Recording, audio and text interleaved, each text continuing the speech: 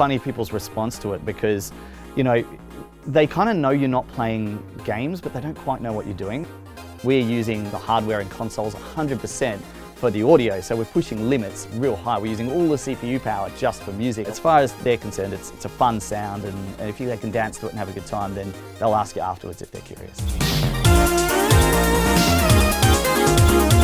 We had a Commodore 64 when I grew up, so I actually had a music composer program, but it was literally 2 or 3 years old. I was just, you know, with the joystick moving and hitting buttons, making sounds, and to me that was more fun than playing games. That moved into the, you know, being younger with the Amiga and the Sound Blaster, and then, you know, getting into wavetable stuff, and then into the Groovebox 505 era in the sort of late 90s, early 2000s. But I came back to chip music because of the fun and the challenge of having those limits of 4 channels. And when I was young, that was really fun, trying to make something really cool in a real limited space. It keeps you concentrating on the melody, and, you know, where you've only got 3 or 4 instruments that can play at once, like the old string quartets and things like that, they had to write in a very particular way for that instrumentation. And I just found that I had that same kind of love for music with these limited palettes of audio.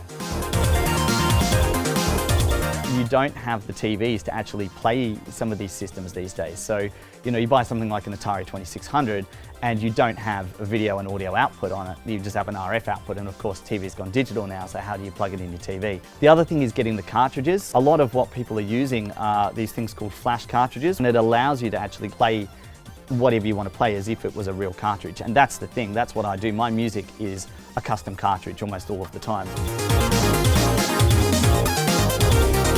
So the most popular piece of chip music gear is the Game Boy, I guess because it fits in your pocket, and it's quite capable. It has 3 channels of notation and 1 of noise. You've only got 1 channel that can do bass, which is really kind of fun. You write all the music on the actual console itself. The Commodore Omega, it's like a sampling workstation that has 4 channels of audio, but it's 8-bit.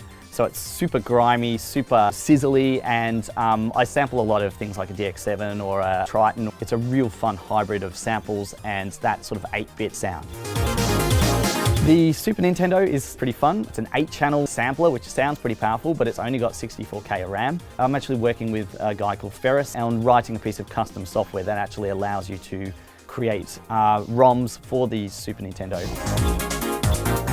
The piece of gear I'm probably known for the most, which is the gAtari 2600. I had an Atari 2600. I wanted to take it on stage, but I needed an EQ to change the sound a little bit, have some delay or something, and I needed a joystick. And it just became easier to have it mounted on a board, and that after a few drinks turned to mount it on as a guitar and play it on stage. I can't even describe how basic it is, but this is the fun of it all, you know. Trying to write something within those confines is pretty fun.